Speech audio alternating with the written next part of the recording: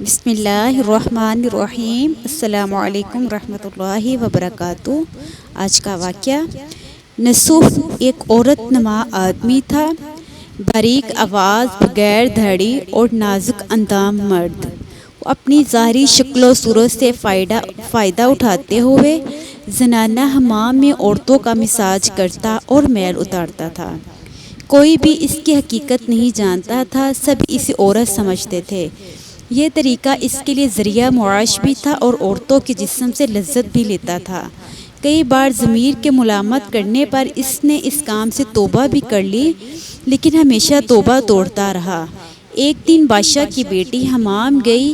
حمام اور مساج کرنے کے بعد پتہ چلا اس کا گرا بہا گھوڑ موتی یا ہیرا کھو گیا ہے۔ بادشاہ کی بیٹی نے حکم دیا کہ سب کی تلاشی لی جائے۔ سب کی تلاشی لی گئی، ہیرا نہیں ملا۔ نصوح رسوائی کے ڈر سے ایک جگہ چھپ گیا۔ جب اس نے دیکھا کہ شہزادی کی کنیزیں اسے ڈھونڈ رہی ہیں تو سچے دل سے خدا کو پکارا اور خدا کی بارگاہ میں دل سے توبہ کی اور وعدہ کیا کہ آئندہ کبھی یہ کام نہیں کروں گا۔ میری راج رکھ لے مولا۔ دعا مانگ ہی رہا تھا کہ اچانک باہر سے آواز سنائی دی کہ نصوح کو چھوڑ دو، ہیرا مل گیا ہے۔ نصوح نم آنکھوں سے شہزادی سے رخصت لے کر گھر آ گیا۔ نصوح نے قدرت کا کرشمہ دیکھ لیا تھا اور ہمیشہ ہمیشہ کے لیے اس کام سے توبہ کر لی۔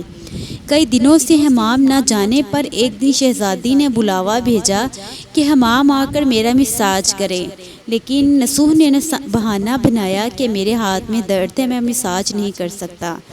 نصوح نے دیکھا کہ اس شہر میں رہنا اس کے لیے مناسب نہیں ہے۔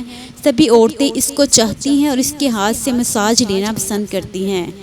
جتنا بھی غلط طریقے سے مال کمایا تھا سب غریبوں میں بانٹ دیا۔ شہر سے نکل کر کئی میل دور ایک پہاڑی پر ڈیرا ڈال کر اللہ کی عبادت میں مشغول ہو گیا۔ ایک دن اس کی نظر ایک بھینس پر پڑی جو اس کے قریب گھاس چر رہی تھی۔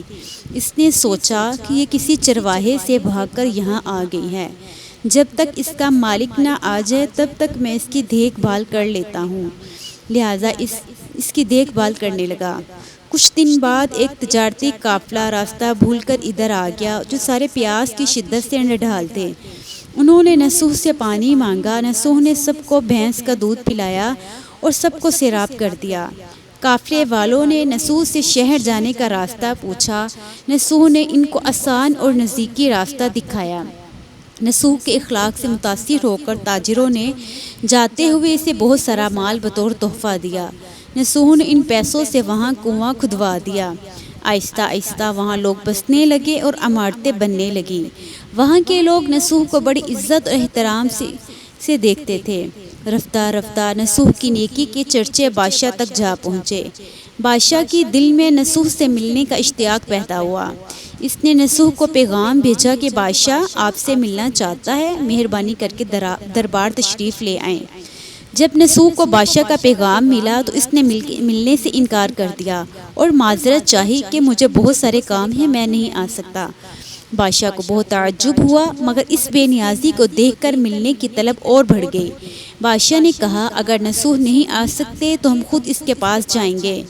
جب بادشاہ نصوح کے علاقے میں داخل ہوا، خدا کی طرف سے ملک الموت کو حکم ہوا کہ بادشاہ کی روح کو قبض کر لے۔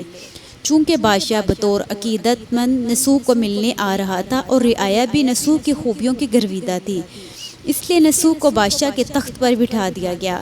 نصوح نے اپنے ملک میں عدل اور انصاف کا نظام قائم کیا۔ وہاں شہزادی جسے عورت کا بھیس بدل کر ہاتھ لگاتے ہوئے بھی ڈرتا تھا، اس شہزادی نے نصوح سے شادی کر لی۔ ایک دن نصوح دربار میں بیٹھا لوگوں کی داد رسی کر رہا تھا۔ ایک شخص وارد ہوا اور کہنے لگا کچھ سال پہلے میری بھینس گم ہو گئی تھی، بہت ڈھونڈا مگر نہیں ملی، برائے مہربانی میری مدد فرمائے۔ نصوح نے کہا تمہاری بھینس میرے پاس ہے اور آج جو کچھ میرے پاس ہے وہ تمہاری بھینس کی وجہ سے ہے۔ نصوح نے حکم دیا اس کے سارے مال اور دولت کا آدھا حصہ بھینس کے مالک کو دیا جائے۔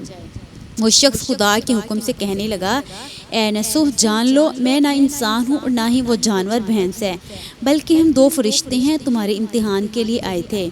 یہ سارا مال اور دولت تمہارے سچے دل سے توبہ کرنے کا نتیجہ ہے اور سب کچھ تمہیں مبارک ہو۔ وہ دونوں فرشتے نظروں سے غائب ہو گئے۔ اسی وجہ سے سچے دل سے توبہ کرنے کو توبہ نصوح کہتے ہیں۔ تاریخ کی کتب میں نصوح کو بنی اسرائیل کے ایک بڑے عابد کی حیثیت سے لکھا گیا ہے۔